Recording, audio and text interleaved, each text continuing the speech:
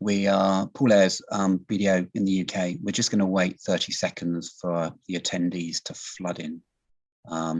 We've had a very responsive set of people looking forward to the session today. So I'm going to be chairing a panel discussion on the role of the private client advisor in the post-pandemic world. 2 years ago, BDO commissioned a survey and report entitled The World of Private Clients, exploring themes that are important to our clients, such as transparency, family and generational wealth, relocation, and where we as advisors fit into that and what the advisor of the future should look like. So we produced some detailed research. We spoke to over 350 intermediaries and clients all around the world, and some common themes emerged. We also asked them to rank priorities, and that produced some interesting results for us. But now we look at the world 2 years on, post-pandemic, certainly for some countries, but perhaps still lockdown for others. But it has changed the way our clients view the world and in the way in which they want us as their advisors to support them. So to discuss that supposition today, we have David Briggs, who's the managing partner of the Inside Out Partnership. David is also program director at London Business School, and he specializes in the field of collaboration between individuals, teams, and organizations, developing leaders and facilitating change, and hopefully helping to facilitate the discussion today. We've got Zac Lucas, who's a partner at Spencer West LLP, based in Singapore. Zac's got over 20 years experience in all areas of international private client law, including cross-border tax, trust, estate, family, divorce, and succession laws.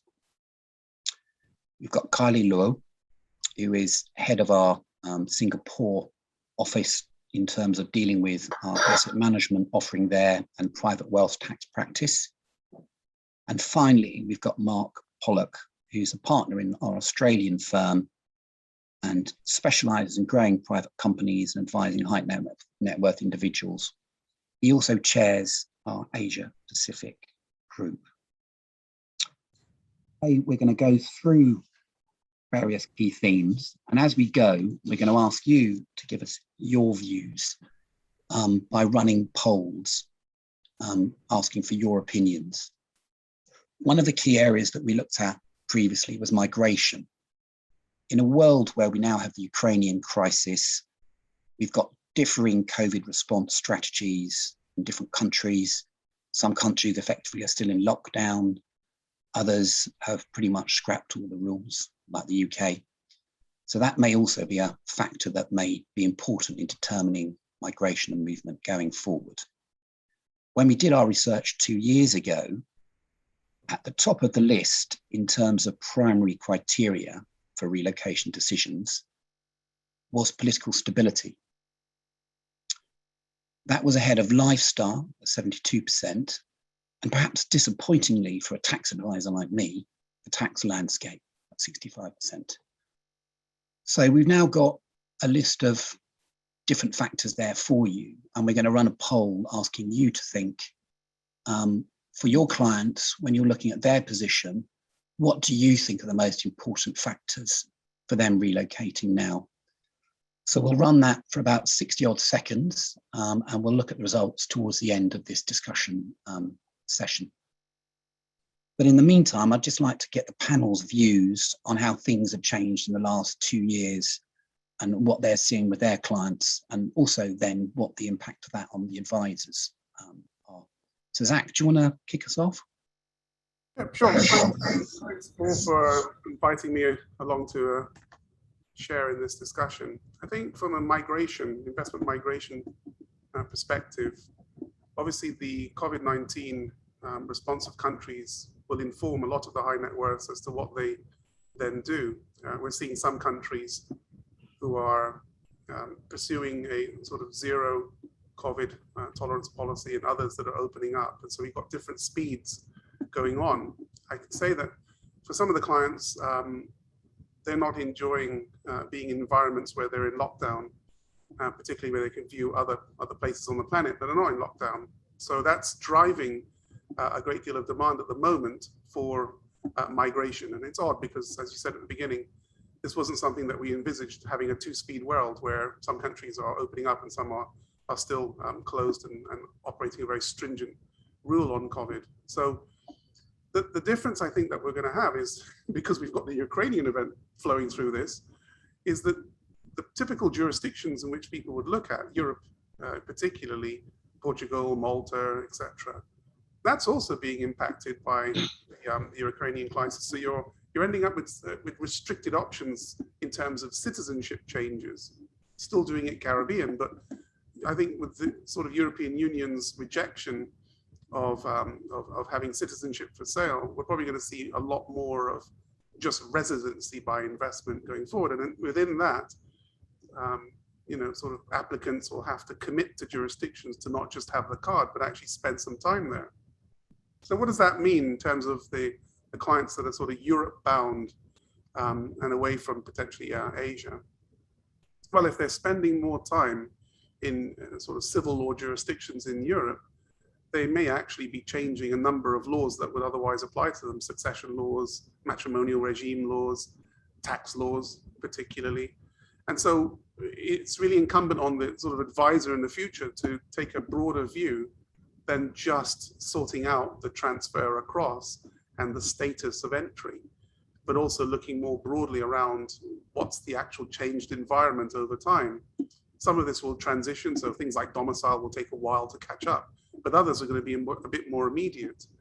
And so it means taking a team approach and having different inputs from different stakeholder professionals as to this fundamental move that a lot of clients are doing. I think Kylie can mention, from a Singapore perspective, client demand to come in on the single family office route and what she's seeing from that perspective. But from the global bit, that's what I would say. It's being, we're seeing a lot of demand, and it's driven by reasons that weren't there before, and it's a lot more commitment being put into it than ever before. Before it was just, let's just get a passport and see how it goes. Now it is actually a real sea change in actually trying to commit to these new jurisdictions. So I don't know if Kylie wants to add anything else from a Singapore perspective, because that's also a destination. Yes, in the last 2 to 3 years, we have seen a lot of people, especially from the Greater China region, coming to Singapore to set up family office. And family office is actually a tax scheme. But the funny thing is, people come to Singapore to set up those structures for the main purpose of migrating to Singapore. Okay, so it's not really for tax reasons, but it's really to get a status in Singapore, because with these structures, our MAS, which is our reserve bank, actually support the employment pass application, the PR application, as well as the citizenship applications in Singapore. So in our team, to be honest, we are tax advisory team, but then now we have a migrations team, because we do see that, clients, they need one-stop shop service. So the discussion is not just tax, but it's really about what they need as a family safe haven for themselves, as well as their assets. So the recent, the unrest in Hong Kong, the tightening of the regulations in China, as well as the changing tax regulations, have driven a lot of the clients to Singapore. Yeah.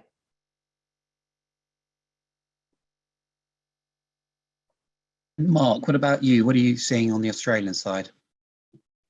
I think the early days of COVID, Paul, we saw a lot of Australian citizens that were living abroad that decided to escape the country they were living in, where COVID sort of took off early and it hadn't quite arrived in Australia. So the UK, the US, parts of Asia.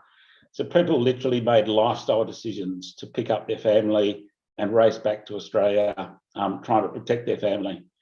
And in that sort of 2 and a bit year period, a lot of those people have just taken stock of their life, I think. And a lot of them, most of them that I speak to, are not intending to return to the countries that they came from.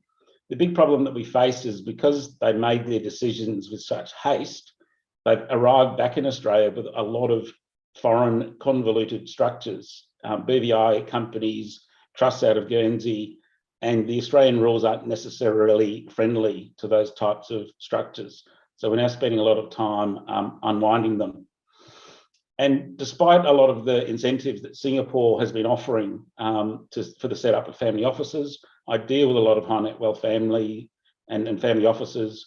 I tell them about the incentives that there are in Singapore, but none of them have taken up that offer. A lot of them seem to be happy to stay in Australia with political stability and paying more tax. Yeah, I think that thing, I mean, we're not quite like you, Kylie, in the UK, in that we don't really have a one-stop shop internally for all those different aspects that you referred to. But what we tend to do is create almost a universe of advisors around our clients. And I mean, David, I think that the work that we've done with London Business School and with you before, that sort of stuff has been drawn out from those conversations, hasn't it? Yeah, I think so, Paul, and I think it's universal as well. I think it's not just related to this, but I think there's a broader shift here, which is also relevant to this conversation. So I think one that really strikes me, I think, Kylie, to your point around solution provision, I think increasingly we're seeing that being non-streamed and being more solution providers or better solution providers, even if it means that it's an ecosystem of providers that come together to provide specific solutions to clients and organizations is increasingly important. So Kylie, I know when we've last spoken from a immigration point of view, is working with other providers or bringing in expertise to be able to package together whole solutions to client needs, I think is really important. But I think that starts with understanding the client context more. And so all of those reasons, Mark and Zac, that you've mentioned about whether it's geopolitical or ESG or other changing or disruptive elements in our environment, is being really broadly aware of those shifting contexts and then being able to provide solutions based on that need. So to be specific, I think is getting increasingly important, not just generalist. And I think being agile as well. So it seems that now what we're noticing is such a diversity of need that as providers being able to be agile and respond to those needs as they change as well is also increasingly important. And I suspect, and I don't know your industry specifically from this point of view, but I suspect as well there's an increasing level of DIY. So I imagine that clients are becoming increasingly interested in this field for themselves, and of course access to data and aggregated information on platforms means that they'll be possibly more interested in making parts of those decisions, influencing at least the decision-making process more themselves. And so for us being much more savvy around sensors, apps, data, aggregated data into decisions and then solutions, I think is going to be increasingly important. And certainly those are the trends we're seeing at a macro level as well.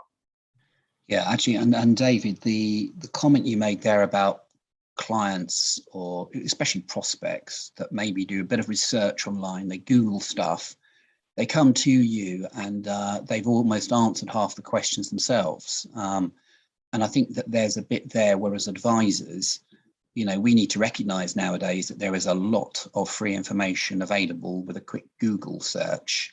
And what we need to do is be able to show to our clients and our prospects that how we can help them is that we can interpret that data and sort of link all the different bits together. Because I'm sure that everyone would start nodding if I said, I bet you've seen people where they've turned up, they think they know what the answers are.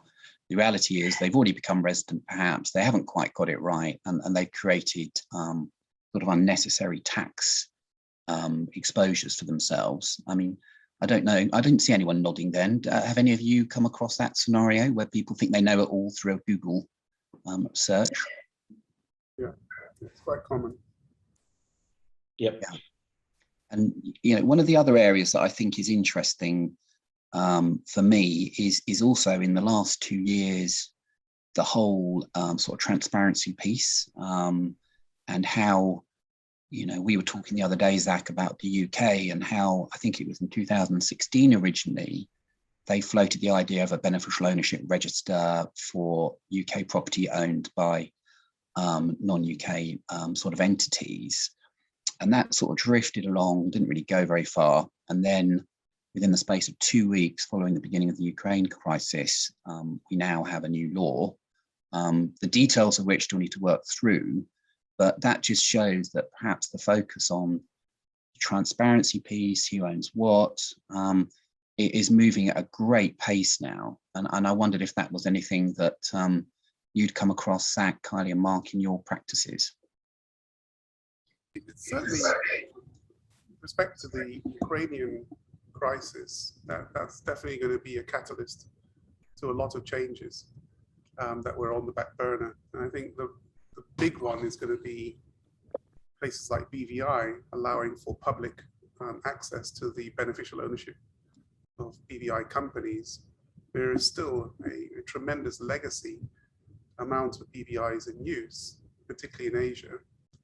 And it's probably fair to say that most of the clients are completely unaware of this coming. If, I just give an example of how economic substance came in, and clients were unaware. They were given a little teaser sort of questionnaire, and that was their first notice of actually there's now a requirement potentially to have an office and staff going forward. So I think you have to be careful on the drop-off rate of international structuring with clients that just get exasperated by the fact that they're always on the back foot when it comes to this stuff. And so for the advisors, it's clear you've got to keep an eye out on the changing landscape around tax transparency, AML. I know it's desperately boring, right? No one really wants to keep pace with this stuff, but actually the clients value their privacy. And so that means that we have to value their privacy as well and keep up to date with this. Otherwise, we'll suggest a family office that ends up being completely transparent in under 12 months. And then the client's very upset that this wasn't even discussed at the time of creation of the family office. So it means, this whole environment, it seems that the international community have settled on the transparency being the key way to unlock what they see as rampant abuse of tax laws, etc. They think that this is the way in. So it's everybody gets scanned at the airport effectively, and you apply it to financial products now. And that seems to be the way forward. And it just means that the clients have to be kept aware, particularly clients that are geographically spread, families geographically spread, and they're trying to centralize things through use of offshore entities. And it means there's a lot of pressure on us to keep up to date. What's the European Union doing? What's the FATF doing? What's the OECD doing now? And how's this all trickling down to our local markets and our clients? So yeah, it's a big area. And when I consider back to sort of the old days when you were just sort of trust counsel doing, sort of overseas or offshore trusts, you didn't have to consider any of this except on file opening. It's a big difference now, right? Yeah. You could hang out with compliance folk and have a good conversation for a weekend at this rate. Yeah. So Yeah. That's the difference. I think that's right. And I certainly see that here. What about you, Kylie and Mark?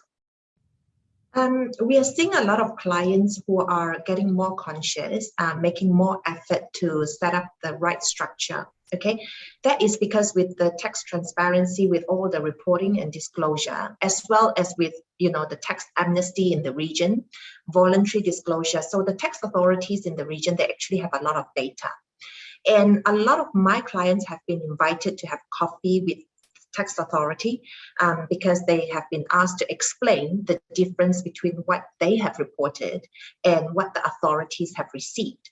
So because of that, they are more conscious, making an effort to understand what their tax responsibilities are. And as a result, we are getting more demand in terms of setting up the right structures, whether it's Singapore sourced, whether it's Malaysian sourced, but at least they understand that the income has to be sourced somewhere, okay? It cannot be foreign sourced everywhere and not having a place to pay tax. And they also understand that, substance is really important. So if you set up a BVI company and you don't have any substance and you've never set foot in the BVI, then it's very difficult for you to claim that you should be enjoying the tax haven status in the BVI. So given this, we find that, the conversation nowadays with the clients, it's much better than before. It's different because they want to do something different to ensure that they are tax compliant. They want to save the trouble, and they know that they want to do something that's sustainable for future. Mark, do you see the same thing in Australia? Yeah, I think what we're seeing a lot of, Kylie, is the Australian tax authorities are engaging with a lot of foreign tax authorities directly. And as a result of things like that, you know, we're seeing things like the Panama Papers that are being shared, and the Australian tax authorities having a lot of information. And, you know, certainly my experience is that that then can lead on to reviews. And I dealt with one a couple of years ago. The husband was named in the Panama Papers. The wife and children had moved to Australia back in 2005. They become subject to review. And as part of our process, we looked at what they disclosed and what they should have disclosed. And there was a whole bunch of income from rental properties in Asia, directors' fees, et cetera, that hadn't been disclosed.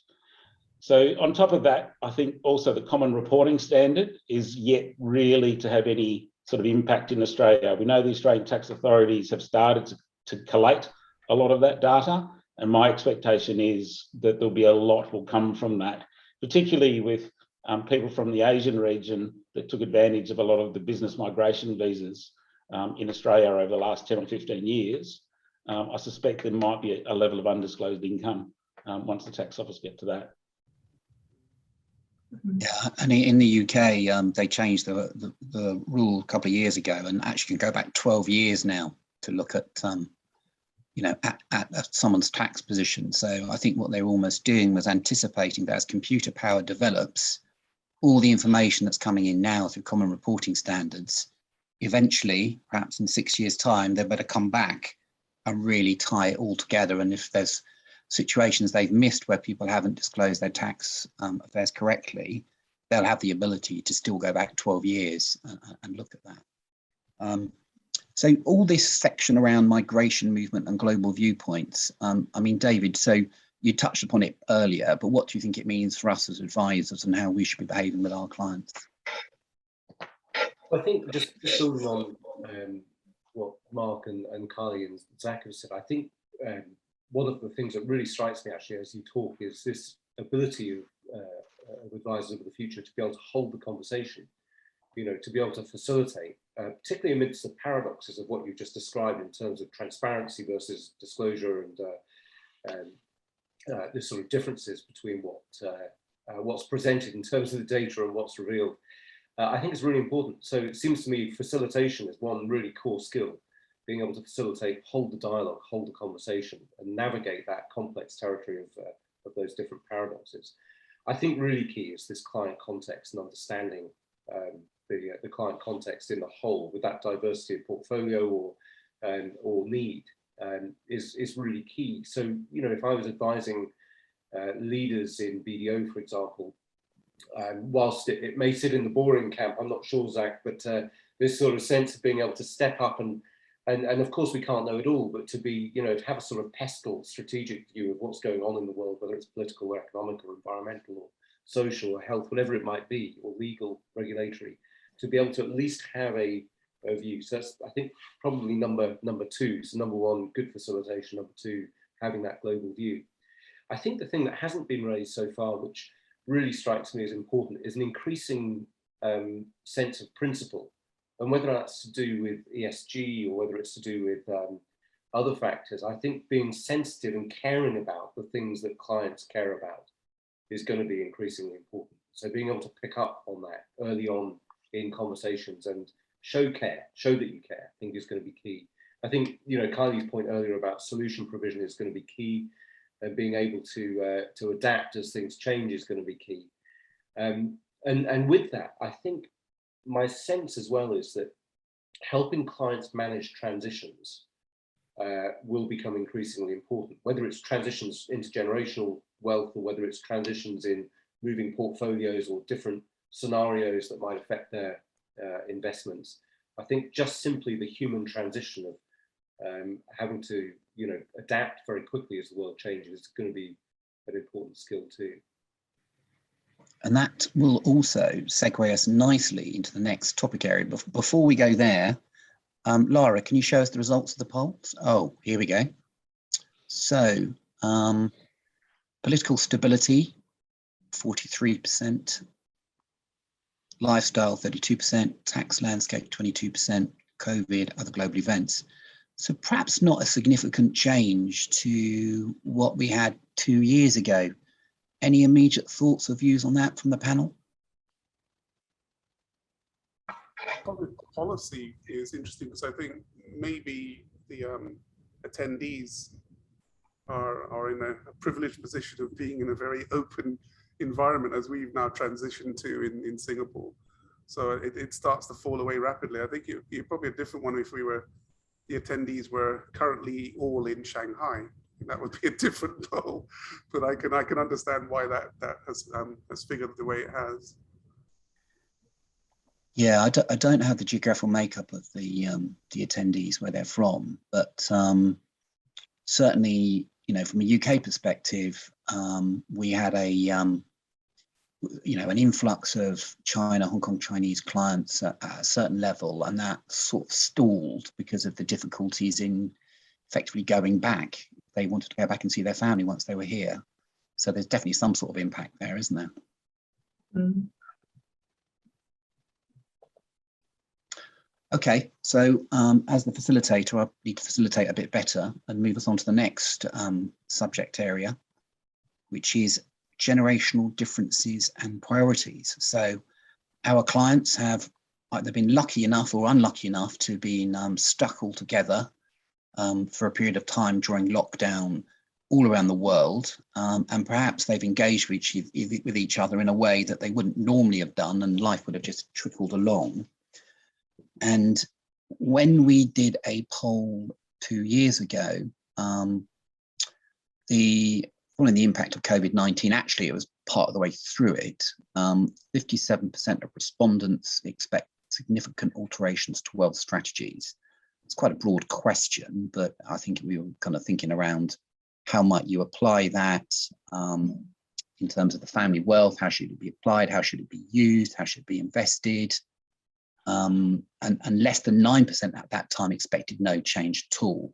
So that was probably in the kind of summer when people had spent a few months with their other family members of all generations, and that had already begun to steer a conversation a different way. So we've got a poll there now as well, which if you could do the same way, let us know what you think generational differences is, to what extent will they influence wealth strategies going forward. We'll come back to that at the end of the discussion. So if I maybe kick off with you this time, Mark, because I know you do a lot of work with family companies. What sort of things have you seen in your conversations with clients post-COVID? I think early on when we did that survey, Paul, I could understand people responding that way, because I think everyone, when COVID was starting to hit and the number of deaths coming through, there's a lot of concern just around the financial stability of markets. And so people, I think, were contemplating moving away from the stock exchanges. But I think once things settled down and people realised the world wasn't coming to an end, that they then started to sort of refocus on, you know, what had made them money in the first place. So certainly with my high net wealth clients, I haven't seen a lot of change in their investment strategy. If anything, probably slightly more weighting towards private equity investments that they're looking to get higher returns on, compared to leaving your money in the bank and getting less than 1% interest. Yeah. And what about you, Kylie? I'm seeing a lot of my clients moving away from the private banks. Okay, so traditionally they would have an advisory portfolio with the private banks. They let their relationship manager manage. Nowadays, what I see is that they are actually going to the fund management model. So they go to the external asset managers and they pass their assets to them on a discretionary basis. Okay, and because what they are telling me is that they don't need to pay the fees. They only need to pay for performance. So it's much better for them. And it also incentivizes the fund manager to perform. So I'm seeing it's moving away from the traditional banking model to a more fund management space. Yeah. And is there a difference between the generations in that sort of attitude to the investment management generally? The second, I mean, the younger generation would be more adventurous. They are looking at sustainable areas of investment, more private equity, whereas the older generation, I think they would be still the traditional products like your bonds and equities and your listed shares, etc. Yeah. Zac, what are you seeing in your bit? A little bit more upstream. So I'm seeing families discussing around sort of sustainability and sufficiency of the family businesses. It's still the major part of their private wealth. And in this, the discussion's moving on a bit to thinking around issues of diversifying away from a concentrated position in just the family business and trying to do it as a collective. And this is then the emergence of the sort of embedded or envelope family office, where part of the family business funding is going directly to the family office and not necessarily conduiting through individual private wealth pots.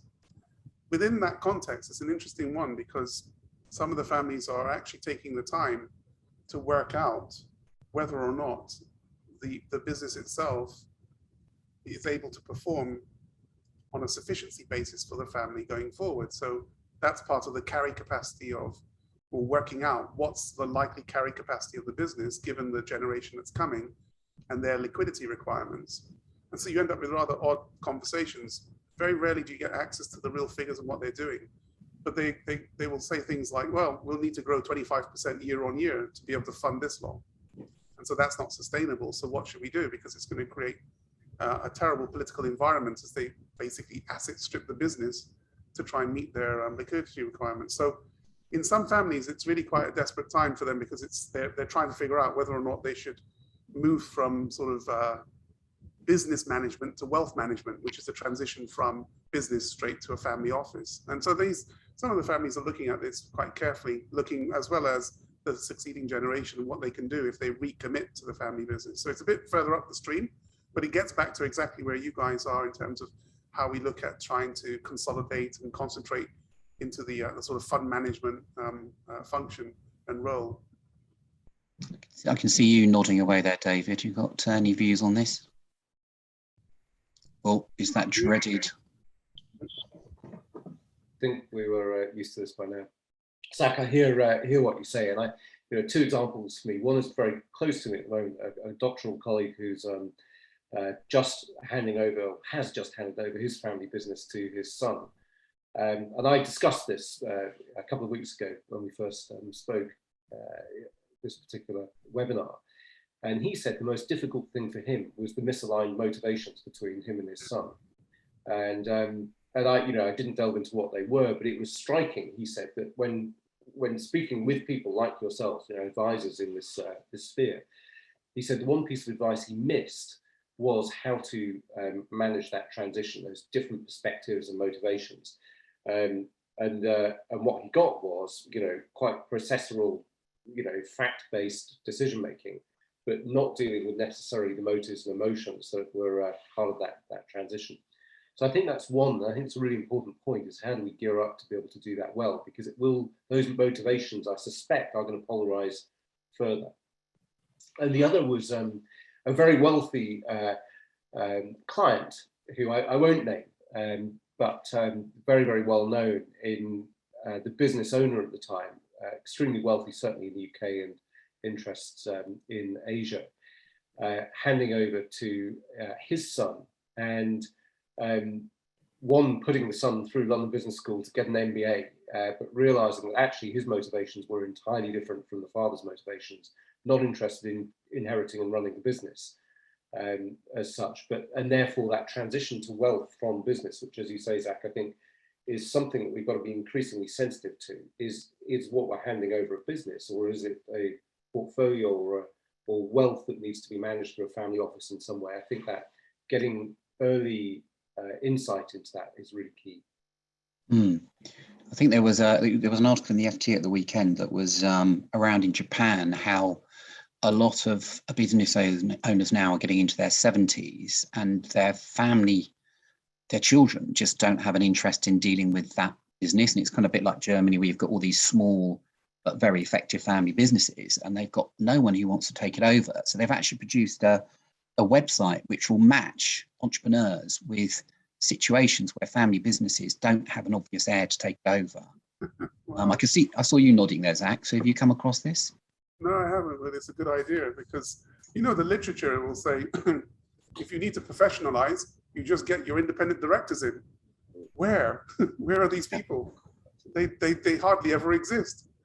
So that it's very important because there's a lack of qualified people that, you know off the top of their head, Indonesian shipping. It's very rare, you know? So it's difficult to professionalize a lot of these businesses with external, you know, directors because the skill set's not necessarily there. So matching would be very interesting. Well, I've certainly seen that with my clients, with a mineral assaying business with 4 girls, daughters that weren't interested in taking it over. That another one, a large transport company, where the sons weren't interested in taking it over, so that sold for 120 million. I think that happens quite regularly.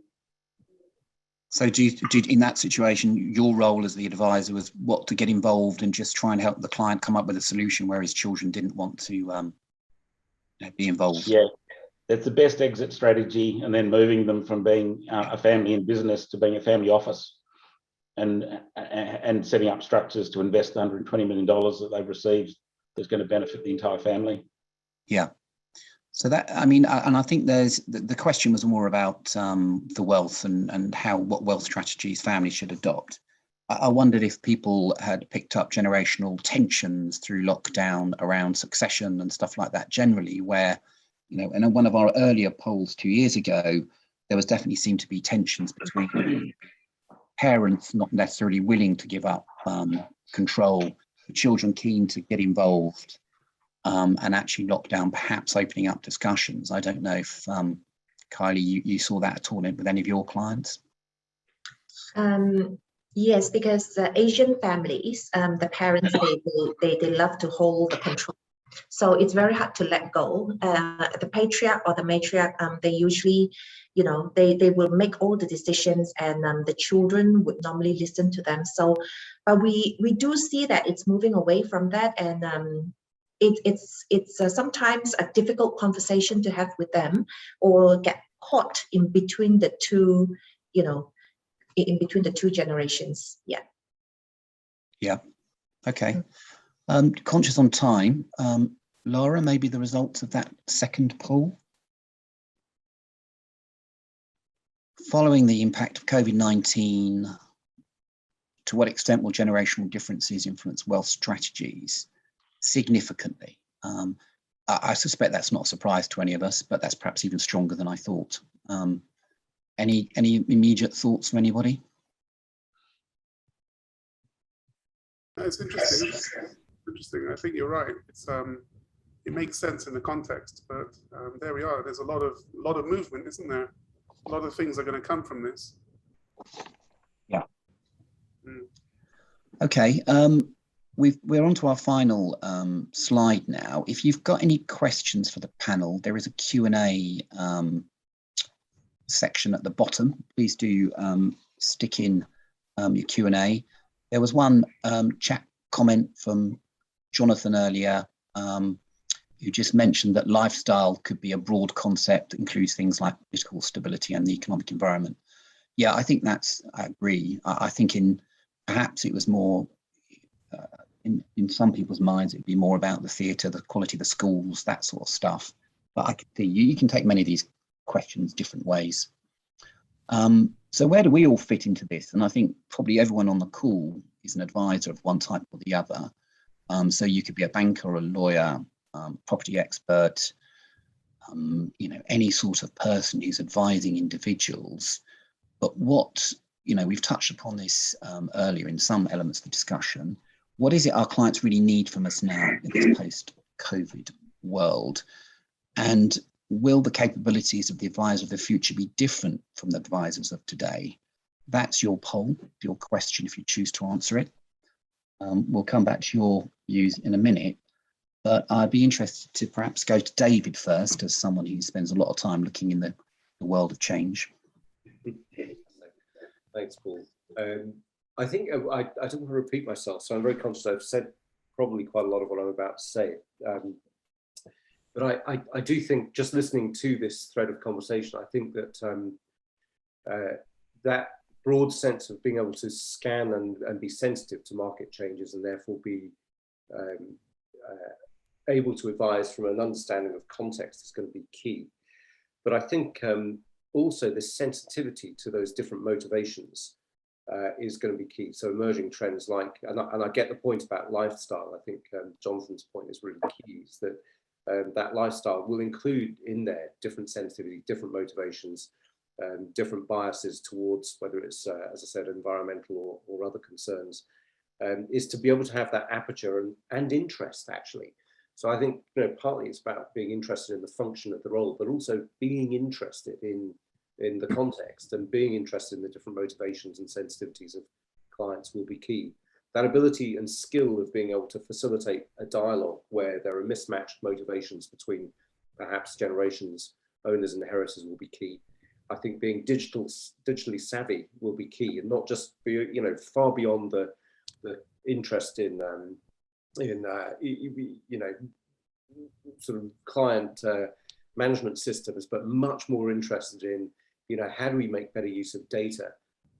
You know, we should be, in my view, we should be really good at understanding sensors. In other words, how is data gathered? What is the data? How is it aggregated?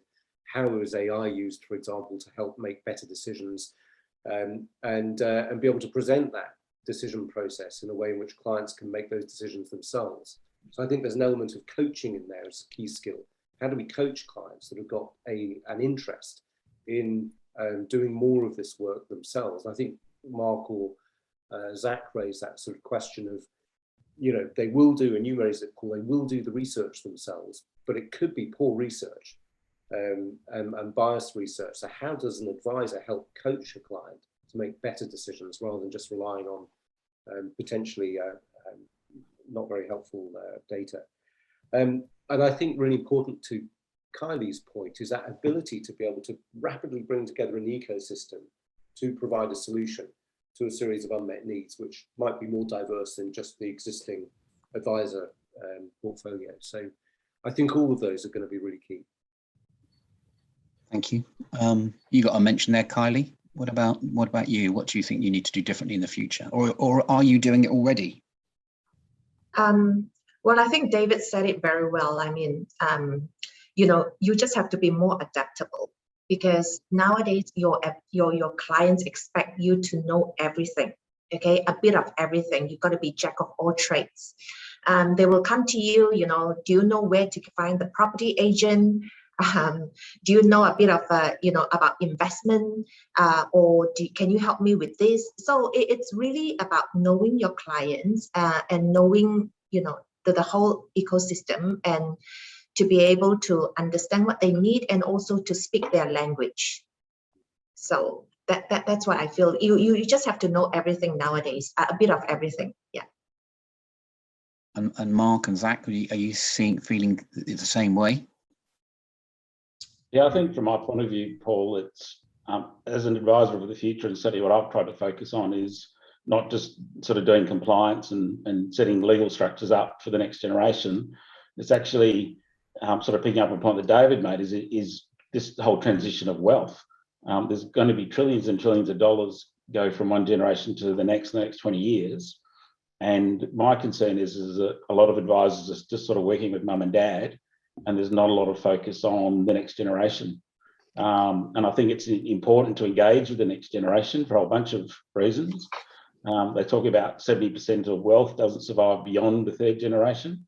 And there are lots of reasons for that. And I think as advisors, we should be well placed to work with our clients to make sure that, you know, the wealth does go beyond the third generation.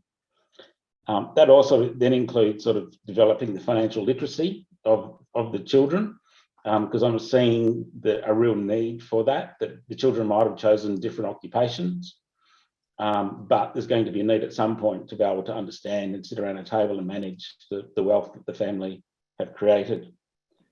Philanthropy is another one that I'm seeing a lot of. I think people need to be in a position to advise on philanthropic strategies.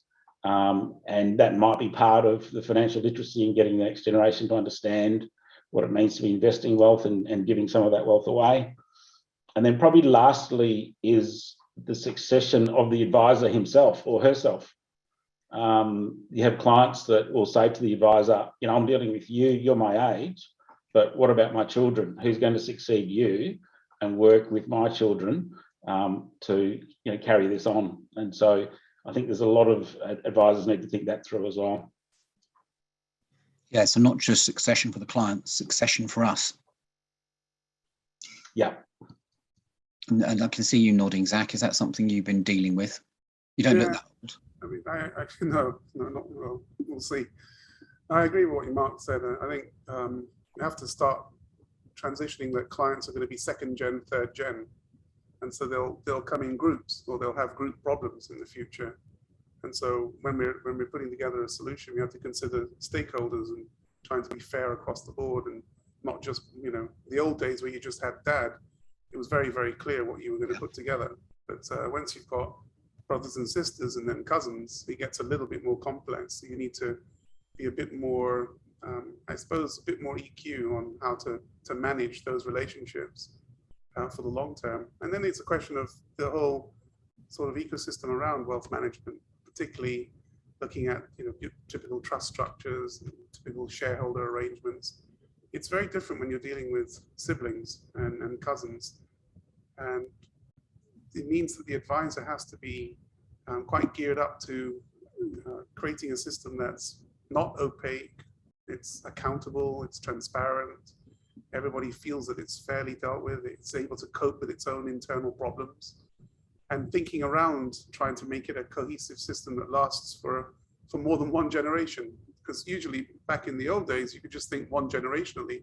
It's very important that when you encounter second gen, etc. clients, they're not thinking in those terms. And so everything around it has to be multi-generational in impact. And actually, one other thing that I read over the weekend was there was a recent McKinsey report on widows in the US. 70% of widows in the US will ditch their financial advisor within a year of their partner's death.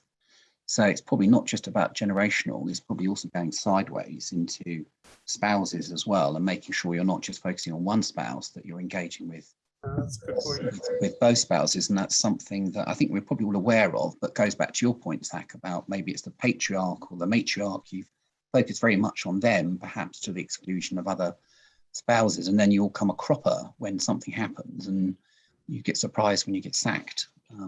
It's What do also you think? education as well. It's educating, you know, dad to think generationally and to prepare the B team.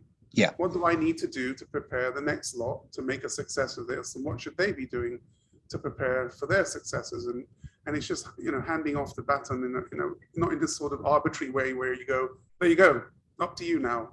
You know, there's a bit more education involved in that and a bit more planning involved in it than just an estate plan. You know? So how do you think, David, how do we crack this generational, spousal, making sure everyone's happy as an advisor? I think there's two things that are occurring for me. I think, Zac, to your point of and Mark, this is as much about breadth and building those relationships early on as it is around waiting for succession. So, you know, when we say things like stakeholder management, for me, that starts from the very outset of this process. So as soon as you're engaged with a client, it's considering that, and it's considering that dimension of longitudinal, you know, wealth as a long-term process of management, not just the incumbent. So I think where that creeps in, though, is in not just in succession in terms of your industry, but in terms of recruitment, succession, development of talent, all the way through the business. So what are we doing? You know, people like me are slightly older than even people like you, I think, judging by what I see on Zoom. But just being able to think, you know, I'm not sure whether this is an ageist narrative, really. I think actually it's all of us need to be increasingly savvy around those intergenerational needs. So right from the raw recruitment, how we develop people, how we succession plan in the business, how are we developing those skills all the way through that, you know, the problems now, not just in the future. So how are we making sure that we can deal with these issues now? Great. I think I've got one more poll, haven't I, Lara? I can see it, and then we better get into Q&As because our time's nearly up. What extent will the capabilities of the advisor of the future be different from the advisors of today? Significantly, occasionally, not at all, always. Well, I think what it just shows us is that we need to change. We need to adapt and develop, and perhaps that's a bit more significantly than I realised. We've got 10 minutes left, so we've got a couple of questions that have come in. I've got one from Josh David. Knight Frank, thank you, Josh. Post-pandemic, have you seen a rush for clients to further diversify their investments and seek advice for the best way to structure these investments? If so, have there been any particular industries that have gained significant increases in investment because of this diversification? Medicine, for example. I might come to you, Kylie, because we had a bit of a chat pre-call, didn't we, around certain asset classes that seem to have had a bit of a boost in the last couple of years. We are seeing a lot of EV investment into EV. Okay, so that's quite big in Singapore, and also private equity. Some of the unicorns. So that's what I've been seeing generally. And we also touched on crypto as well, didn't we? That's become an asset class. Yes, yes. And a lot more people are investing in crypto, of course. It's quite an in thing. It's just that some clients have difficulties to justify their source of funds if entirely it's derived from crypto. So some of these classes, I'm not sure, Zach, have you seen any of this? Crypto is really odd. They tend to be quite young people that get involved in this. It's not many sort of senior folks that we hang out with. So they tend to be third gen, late, sort of mid to late 20s. They really know what they're talking about when they're dealing with all of these multiple exchanges. I think the problem we have as advisors on this is half the time we haven't a clue what the hell they're talking about. So they know what they're talking about and they're doing quite well with it, but we have no idea what they're talking about, and it's quite embarrassing to sit there and just nod. So I think, we'll see. I mean, crypto is going to be interesting because the OECD have now got this, the reporting framework for crypto assets is now at least in its draft form, and we've got the FATF with virtual asset service providers, and so all of the old world stuff is going to start catching up with this new sort of asset class. But I just think it's an area that you really need to dedicate time and effort to understanding. I'll give you an example. The UK Law Commission has got a study on this. They've been funded, and they made some release just before Christmas on what they thought crypto assets, particularly things like tokens, what they thought it was as an asset class for property purposes, for private international law purposes. And they said that they don't think it's generic. They think it's going to be of itself, but they'll when the consultation comes out, but it'll be the first time, I think, that a law commission anywhere in the Commonwealth has actually taken on crypto and trying to work out what the hell is it in terms of an asset class. So it's got such a long way to go. And then you look at the figures of trillions of dollars being invested, or billions of dollars even, and you go, well, how are people investing in all these things? We don't even have a real, legal basis to what it is that they're investing in. So I think it's astonishing, but again, it comes back to the same thing. As it becomes more mainstream, all of us will have to get better at this, so we can't sort of hustle our way through at the moment and just look away when it's a hard question. But it does tend to be quite young people that are doing it at the moment. I don't see many of the older folks getting involved in this stuff. You talk about private keys and all this, they have no idea what you're talking about. So we're back to generational differences again. Yeah, back to big time on this one. I really glaze over when they start talking about mining, because I really don't understand that bit. Yeah. So really giving over an image of a rounded advisor here, able to speak to all the generations on everything.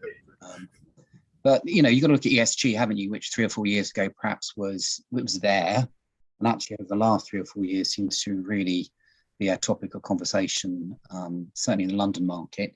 And our survey, when we did it 2 years ago, one of the questions was posed around ESG, and there did seem to be a polarized difference of opinion between certain clients and certain intermediaries around it. That would be another interesting area to discuss, but we haven't got time today. Any other thoughts, David, Mark, on new areas of investment? Have we done that one? Only to say I agree with with Zac in terms of asset classes. That's multiplying now, and I think the risk is though that that sort of sense of knowing when to use people like yourselves is going to become increasingly important. So how is it that you market yourselves in a way in which they come to you first? So not making decisions about, you know, diversifying investments without involving you from the outset, I think would be really important. So how is it that you present yourself in the market as the people to come first? Okay, another question.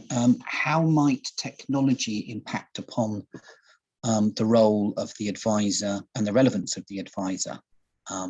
Mark, what about that little hand grenade for you? I kept getting emails from clients telling me I'm going to be made redundant by all this technology that's coming in. And I can only thank the complexity of the tax systems globally for knowing that I think it'll see me through to retirement. So I think, yeah, technology is an issue. I think it's more of a risk to practices that are more towards the compliance side. Even automation of tax returns and the tax authorities getting to the point, like the Australian Tax Office, where they're collecting information from banks, from share registries. I think filling in a personal tax return going forward would be quite easy, but I think the sort of strategic advice, strategic tax advice, and also sort of working with families on succession, I think is something that technology won't replace. What about you, Kylie? Do you think technology will make you redundant? No, I think it makes me more busy, because if you think about it, nowadays I have to carry my handphone and respond to all the WhatsApp messages and everything. So it just makes me more busy, because clients, you know, they can access you so easily and they expect you to respond immediately. Yeah. Yeah. So. Yeah. I mean, I think in the UK, definitely it's the same, Mark, as with you, that at a lower level, compliance will be swept up with automation, etc. But then there'll be some clients whose affairs are still too complicated to be dealt with through automation. And ultimately, the move, I think, is for us to become much more advisors, consultants, but almost consistently through the organisation, rather than just at the top with partners. It will almost come through from the bottom. And I'm sure that when we worked with you, Dave, in the London Business School, that was sort of one of the findings, wasn't it? It was, Paul. I think knowing where the cutoff point is, you know, what is good strategic advice that people like yourselves offer, and what is commoditizable through a digital asset, whatever that might be. But I think we have to also recognize in this conversation that the threat to you isn't from, I don't think it's from digital channels in your current business structures. I think it's adjacencies and externals.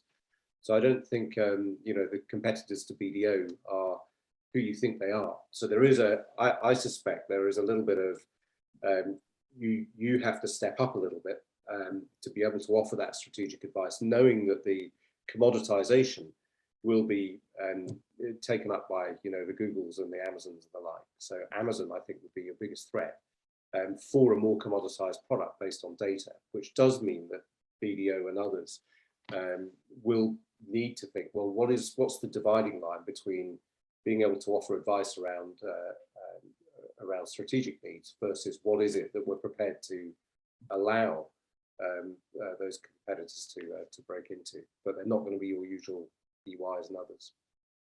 No, and I think Amazon do VAT returns, don't they, at a level for clients, I've heard. So I'm sure you might well be right there. And the kind of data and the information that our clients have, what we have on our clients through their records, could be something of great value to some organizations. We're at 9:29 now, so I think, sorry, can't answer all your questions, but we've put an hour limit on this.